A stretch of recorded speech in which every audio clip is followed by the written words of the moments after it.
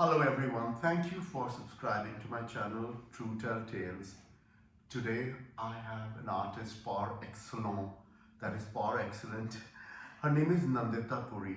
She comes from a very great family, and also she's an amazing actress slash television slash movies, and she's still doing that. Plus she's a classical dancer. I never knew till the time I went and saw her show, and I was mesmerized. In fact, I can copy most of her steps now, and it was very educating as well because before she started something, she would tell me all about, she would tell the audience all about the gharana.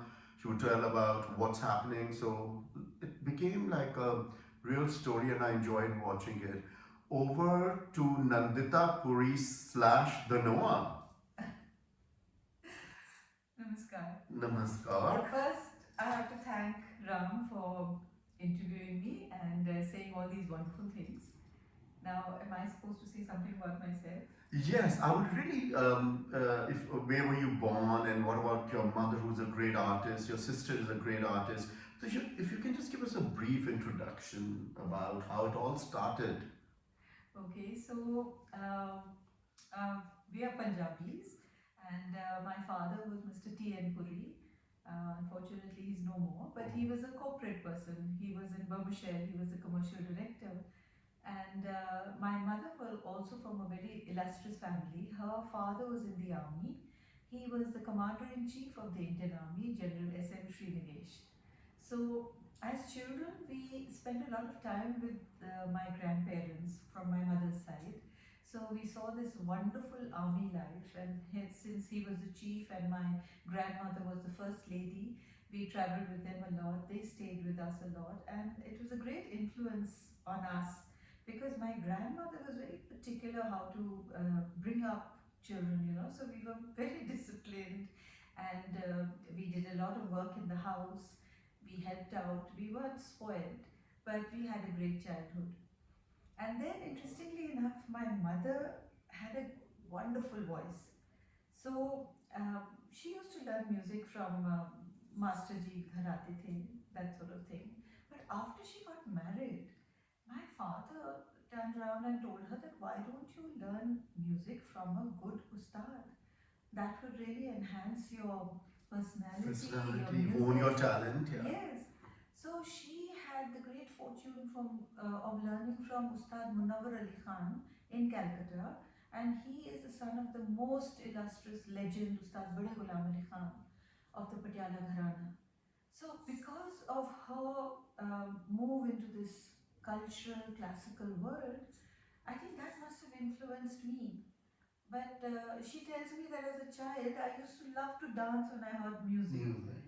But of course, I would do that like all children do, learn dance in school and all. But as I grew up and I got a little understanding of the dance, I was very inclined towards Kathak. Kathak, yes. Yes, and that time I was in school. I passed out from the Doon school, Dehradun, which was an all-boys school. So doing dance over there was like very unusual, but I suddenly developed a deep interest in dance, and my mother encouraged it. And I had a very good guru in Dehradun, Guru Shankar Dev Jha, who used to teach me Kathak. But unfortunately, he passed away, and then I had to take a call. Do I want to continue this? Do I want to make it into a career? Yes.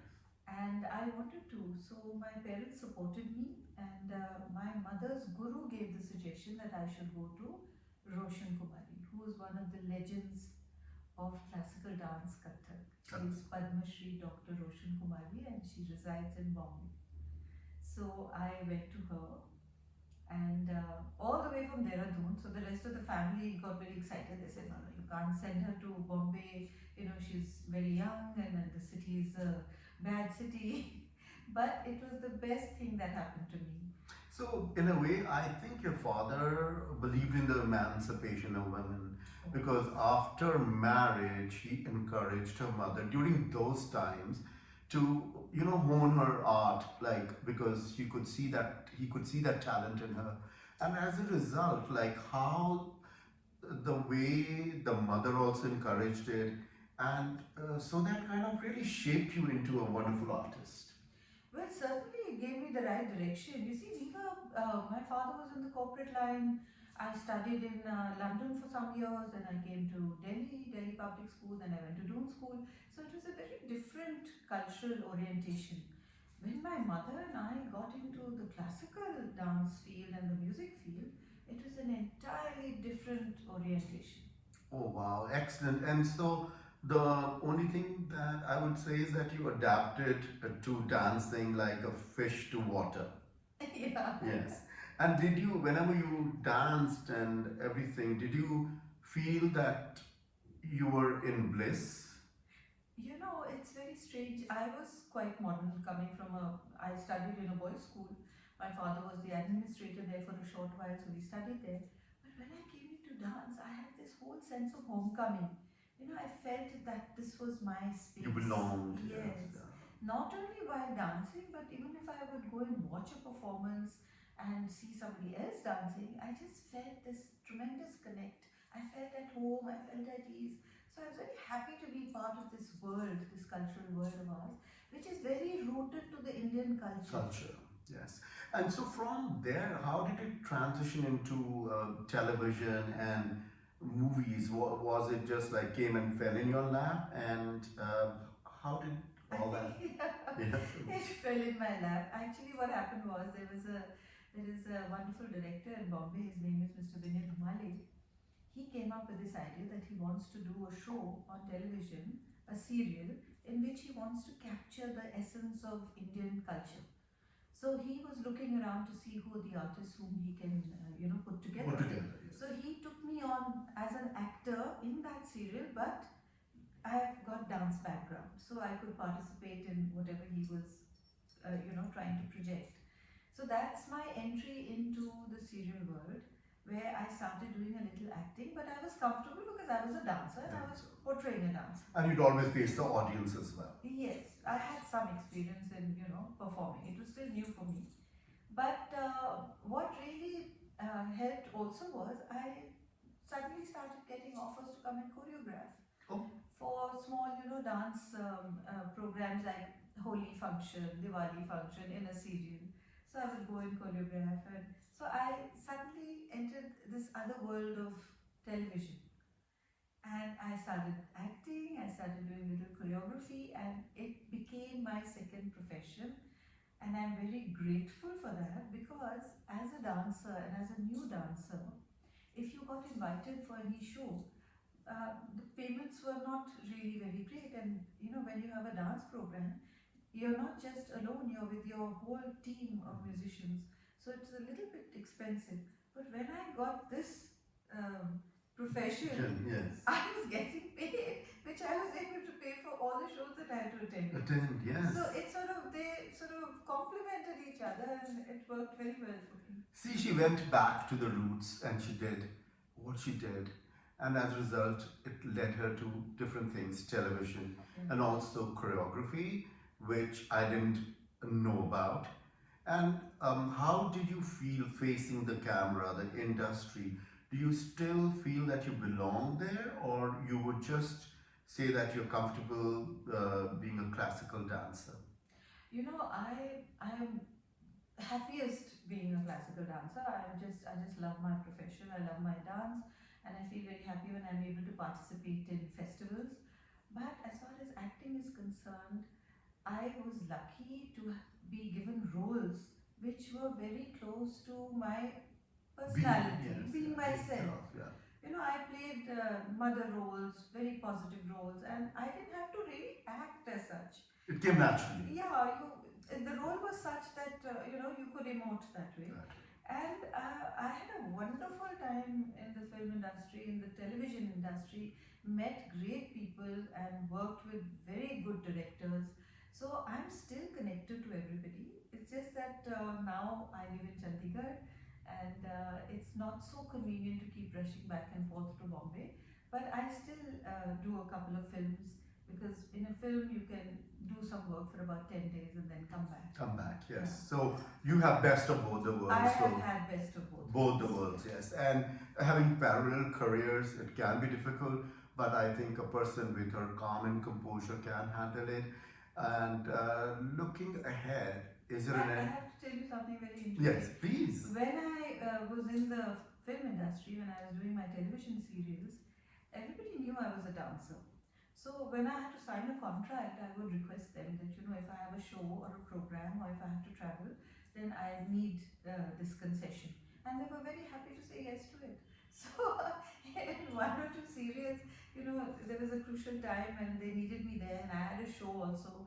I would go for my show and in the serial somebody would announce, oh, she's gone for a pilgrimage. Okay, so they would cover up. They would cover up and looked authentic. Yeah, and I would be back and, you know, So that was amazing. So they understood the artistic need for you to do something like that is going back to the roots and Kathak, for example, and they helped you all along. Yes, I used to have classes also. I used to teach. Teach. So Okay. twice a week, that time was given for my classes, and I used to go, leave the shoot, go finish my classes. If the shoot continued, I would go back.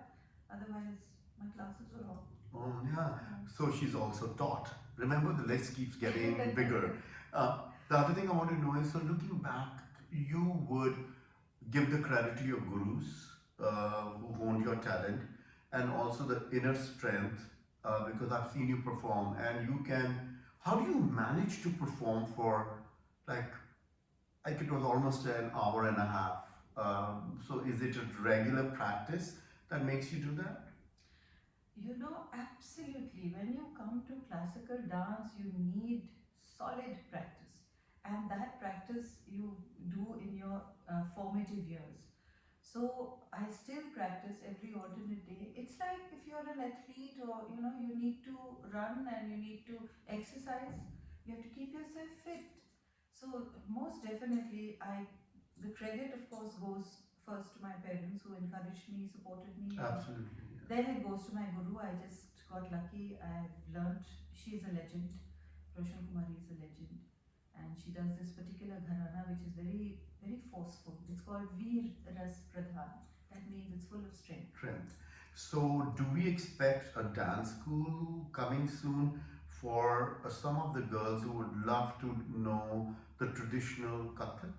Well, I'm settled now in Chandigarh and in Sector 16 at my mother's house. I have a dance studio and I teach. Wow. And a lot of girls have learned and moved on ahead. And I'm continuing to teach. But you see, Bombay being a bigger city, it had many more people wanting to learn. Yes. And Chandigarh being a smaller city, there are people who are interested, and those who are very interested come to me, and I'm happy to teach them. Teach them, awesome. And the other thing that comes to my mind is, can you sing as well or no? No. Because her sister sings really well, and that too, Yeah. classical singing. And anything more about your mother? Like, so when she was given a guru, and did she have any shows, your mother? Yes, my mother's name is Premila Puri. Premila Puri, okay. And she is a well-known, recognized classical artist, and she's been singing on All India Radio. She's a A-grade artist on All India Radio. She has also sung the Gita translated into Hindi, all the 700 shlokas, along with my sister, and that is there on YouTube. Then many years back, this famous poet had come to Chandigarh, Faiz Ahmed Faiz. Yes, I've read about him, and he's amazing. Yes, wonderful poet, and he heard my mother sing, and he requested her that, can you please bring out a CD where you sing only my compositions, my poetry. So she has brought that out. It's called Faiz, and that also is these days you can hear it on YouTube. If you.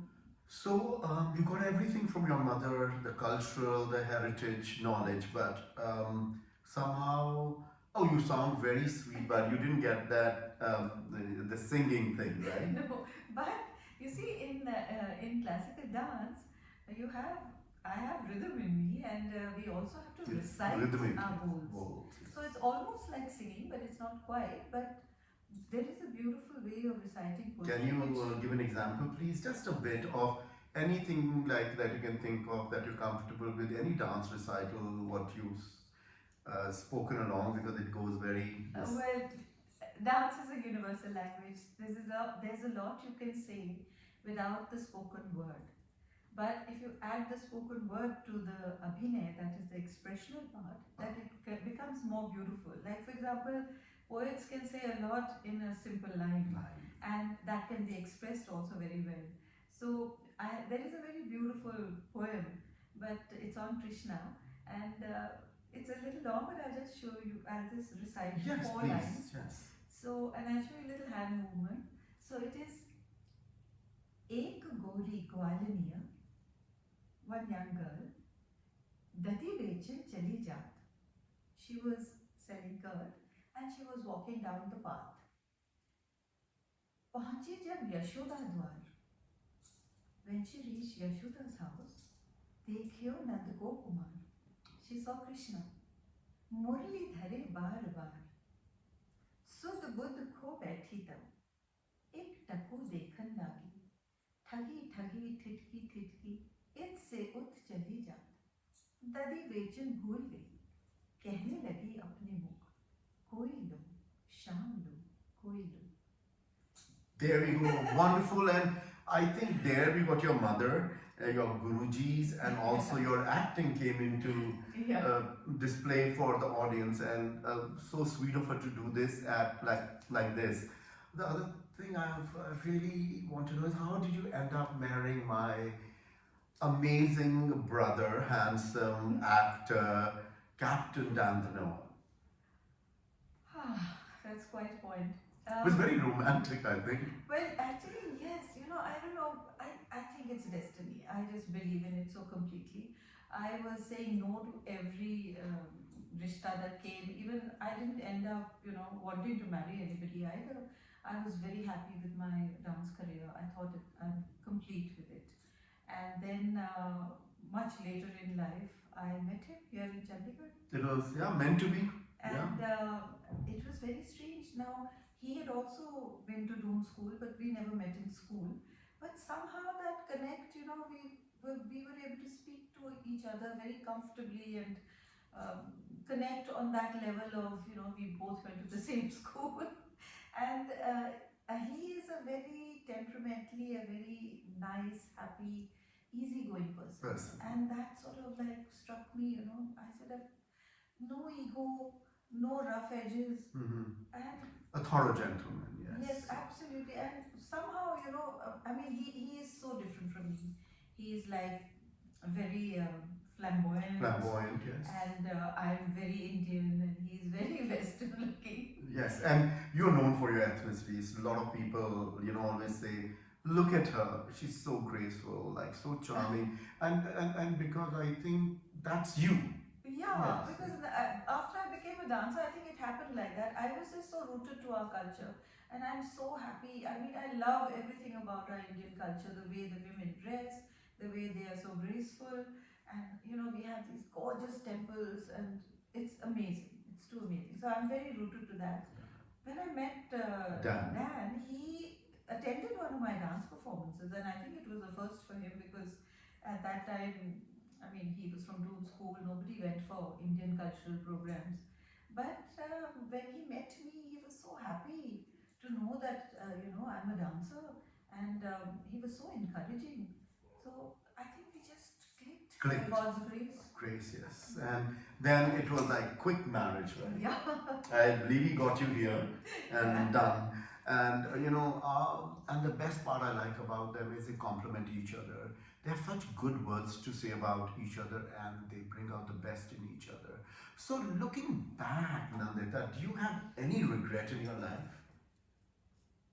No, I don't think I have any regret. Maybe one regret that I should have started dancing much earlier. Okay. But that's fine. I also feel that because I didn't start earlier, I put in even more effort to try and do good and be a good dancer. So what is it going to take for all the younger people to gravitate towards classical dancing and come back to the roots as the Western culture has overtaken, like, so when are they going to identify and be able to display the rich culture and heritage we have? What would it take?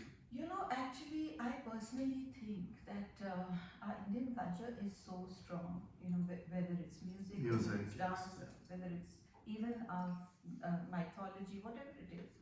And we have these wonderful programs in India. The Taj Festival, the Khajuraho Festival, the Kalidas Festival, and they are very well attended. So I think that there is a I don't think Western culture has taken over completely, but yes, there is a certain section which is involved with Western. But today, even if you look at the fusion, it's all your old Hindi film songs. Oh, they're coming, yes. Yes, that's like a foundation, and over that they're adding on some instrumentation or maybe some extra drums.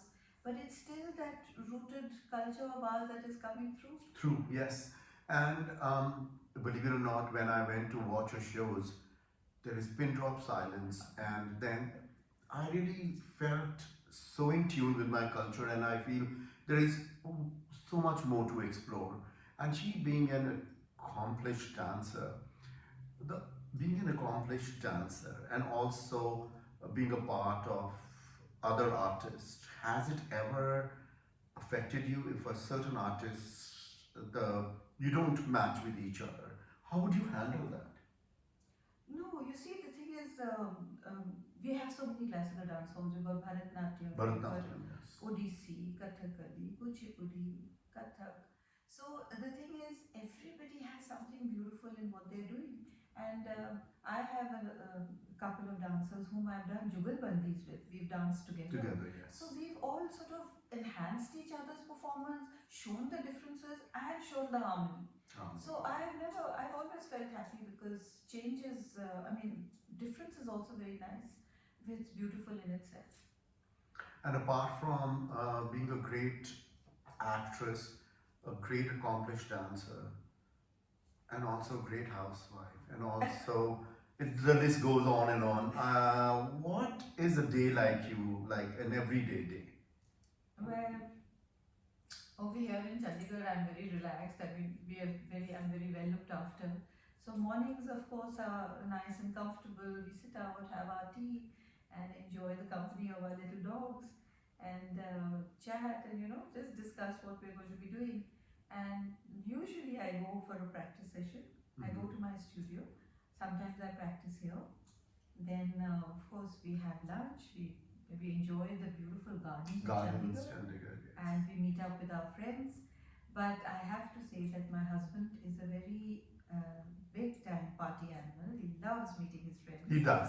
I also love meeting my friends, but I'm not a party animal. And because of my brother Dan, I've met so many of my relatives and who know my family so well. That she's right about that. Other thing that comes to my mind is that if given a chance, like which is the place that you would like to go and visit again and again and again? Well, I have to say that I'm fascinated with India. India. Yeah, I just love all our places. I've been to Karnataka and seen these gorgeous temples, Hampi, Vellore, Halibelu. So I would be very happy to visit that again. But one other place which my husband and I both love is Bali.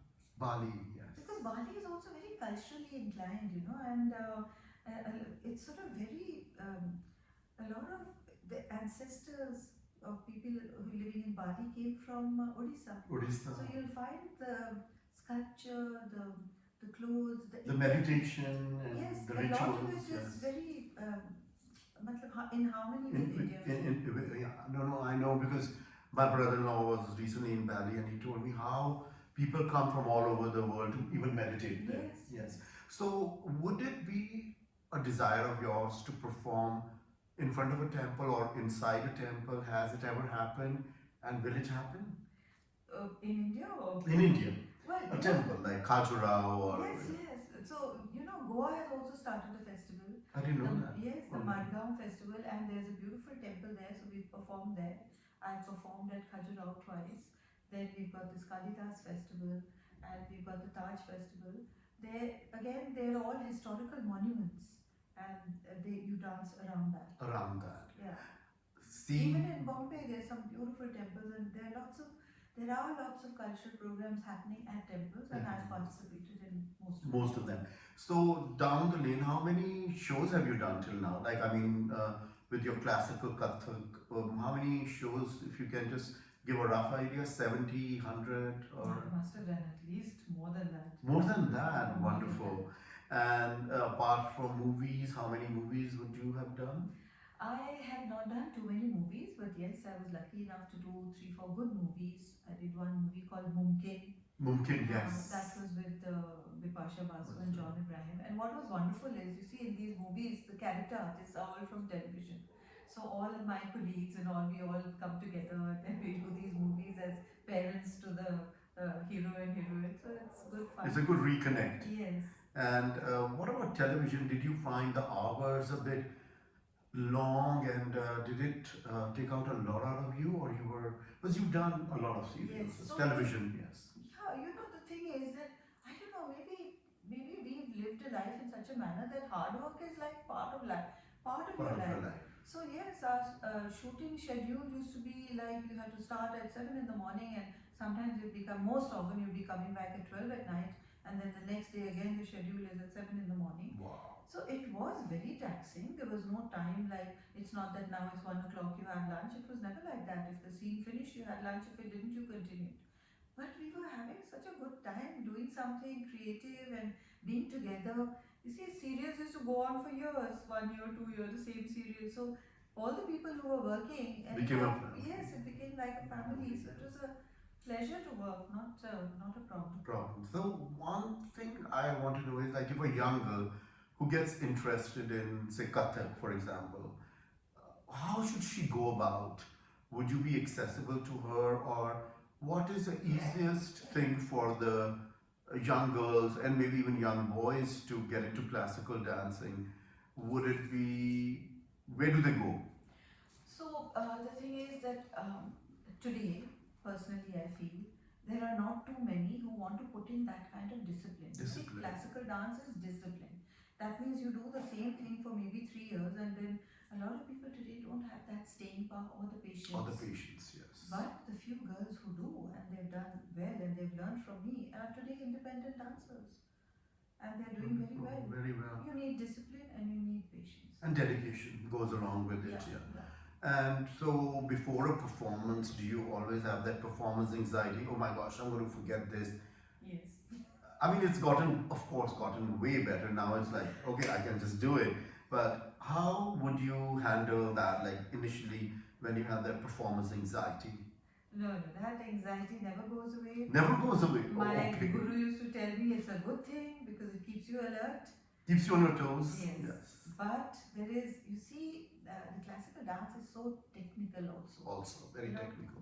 Yeah, it's very precise. You have something called the metric cycle, and within that you're doing your performance, and you're showing speed and grace and everything else. So it's easy to sort of slip and miss the beat. So that stress is like you can't get away from it. But like I said, my guru said it'll keep you alert. So is there anything else that we see? As I said, an amazing actress, an amazing dancer. Anything more we expect out of you? Where do you see yourself in the future? First, I have to say that I thank Ram again. I think he's really praising me. I have enjoyed my work. Maybe, my guru used to tell me, she said, when you're dancing, if you enjoy your dance, then the audience will enjoy the dance. So it's so important to, when he says, excellent dancer, no, I think I just enjoy my dance, so it's appreciated. Yes, it comes across as it comes across. And so that passion is there inside her, and she connects with the audience so well. Apart from that, how does it take so much to memorize? Because I remember you would literally speak the part and then you would do the dance, like for example putting the tika and like all that shingar. But how do you get into practice mode, say 1 week or a couple of months before the performance? No. Now, what he's talking about Shringar, that is abhinaya, that is expression. Expressions. It's beautiful. Yes. That's not so difficult. What is difficult is the technical part. It's like when you're giving a beat and you're saying the words, that you have to practice because your pronunciation has to be clear and there should be clarity. Like for example, if I'm saying dhagatita tagatita gedikina nagatita kata gidina gedikina dha dha dha. Now this is not the speed I'm dancing at. I'm dancing at dhagatita tagatita gedikina nagatita kata gidina gedikina dha dha dha. So that practice cannot come if you don't do enough of it. So every alternate day I do practice to keep in touch with the stamina and speed. But before a program, then yes, at least a month before that, the practice is intensified. So, out of all the Kathak artists that have been there in the past, who are here in the present, is there a person that you can say that I would really want to learn from this person? Maybe that person is not there. Is there one individual you can name, or there'll be lots of individuals? No, there are. You see, like my guru and her contemporaries, the few great Kathak dancers. I don't want to forget to name some, but one or two that I would like to name is Birju Maharajji. Birju Maharaj, yes, I know. Yes. And my guru Roshan Kumari. So all of them are Kathak dancers, but I found my guru's style. She does the Jaipur Gharana Kathak, and it fascinated me to know that the Jaipur Gharana Kathak was patronized by the Rajasthan warriors. Oh, So okay. you see, when they patronized the dance in their courts, then the dance had to have that vigor to inspire them because they were all warriors. They were not interested in something very soft and gentle. They wanted something that would inspire them to be more firm and more strenuous. And yeah. And interestingly enough, all dance, including Kathak, started in the temples. It was done by these Brahmin Pandits who used to recite Kirtan. So the word is Kirtan Kare, so Kathak Kahai. He who tells a story is a Kathak. And later on it became technical and then came onto the stage and then became all this tal and lay and technique came in as one aspect of Kathak. Folks, for years to come, I don't think so that we'll get another Nandita Puri the Noah. I mean it. She's great at what she does and she enjoys it at. Above all, it's like it comes to her and she enjoys it. It's almost the dance becomes one with her. And now there's another project that you and your husband have started doing, the Anchorage homestay. So was it your idea, or it's just that you were bored and it's another way of looking forward and or meeting interesting people? Well, no, not at all my idea. It was entirely Dan's idea. Oh, okay. And the thing is, for the past 15 years, he's been telling me, that I want to have a nice home and I want to be able to call my friends here and I want to put up all that he's collected. He's an amazing collector. Collector, yes. Art collector. I have never in my life seen somebody who's collected so much and so happily and so passionately. So when he decided to do this, and you see, he's a very complete kind of person. He doesn't look for help either. So he's done this entirely by himself. So, Of course, I've been there whenever he's needed. oh, you're always there, yes. But that's his baby, and he's enjoying it. And we have this wonderful homestay, and it's very aptly named. Incredible homestay in incredible India. India. Oh. So Anchorage 42. And you can always go to that. I mean, you can always come and stay in that homestay. And you'll also think you're in a great museum. And everything is decorated so well. I think he has such a keen eye. And Nandita has supported that all along. So I really want to thank you because I've been trying to get them together. Sometimes she's out of town on a shoot or he's out to, like in the Tamil film industry or Mumbai. And today I just got them ready in 15 minutes flat and here they are. Thank you for really spending this time with me and if you have any message that you want to give people, please go ahead. About culture, about heritage, about dancing, anything that you would like to impart before we finish this segment? I was listening to somebody, and there was this Swamiji, and somebody asked him that what is the purpose of life? So he just looked at that person and he just said, "Be happy." So it was such a profound statement, because if you're happy and you're doing what you like to Like, do, you will make everybody else around you happy. You'll be helpful. You'll stay healthy. So my thing is also that whatever passion you have, whatever interest you have, please pursue it, because that will really lead you into a life of happiness, peace, and prosperity. and I really believe in that. If you're happy from within, you'll make everybody happy, and everything around you is going to look happy. Thank you once again, Nandita Thank Puri. you. Dhanawad. Thank you.